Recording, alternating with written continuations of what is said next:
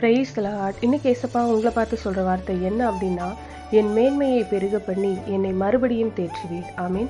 இது ஒரு விசுவாச ஜெபம், விசுவாசத்தை அறிக்கையிட்டு செய்கிற ஜெபம். நீங்கள் என்ன பெருக பண்ணுவீங்க, நீங்கள் என்ன தேற்றுவீங்க. இன்னைக்கு உங்களுக்கு ஏதோ ஒரு ஆறுதல் தேவை, உள்ளத்தில் காயத்தோடு ஒரு வேதனையோடு இன்னைக்கு ஆண்டவர் என்ன பேசுவார்னு காத்திருக்கீங்களா? அவர் உங்களை தேற்றுகிற தேவன், உங்கள் இருதயத்தில் இருக்கிற காயத்தை ஆற்றுகிற தேவன். யாரோ ஏதோ சொல்லிட்டாங்க, அதனால் உங்கள் உள்ளம் காயப்பட்டு போச்சா? யாரோ உங்களை அவமானப்படுத்திட்டாங்க, இல்லை வேதனைப்படுத்திட்டாங்க, அதனால் உங்கள் உள்ளத்துக்குள்ள ஒரு பாதிப்பு, ரொம்ப சொந்து போயிருக்கீங்களா? அவர் உங்களை தேற்றுகிற தேவன். ஆமீன். நீங்கள் சொல்லுங்கள், நீங்கள் என்ன தேற்றுறீங்க ஆண்டவரே?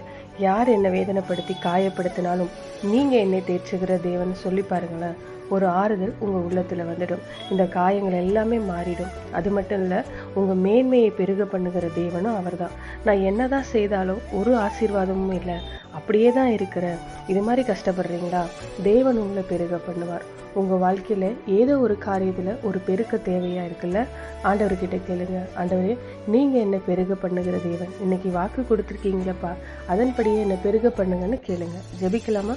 எங்கள் நல்ல தகப்பனே அப்பா, நீர் எங்களை தேற்றுகிற தேவனும் என்னை பெருக பண்ணுகிற தேவனுமா இருக்கிறதற்காய் உம்மை சோதரிக்கிறேன்.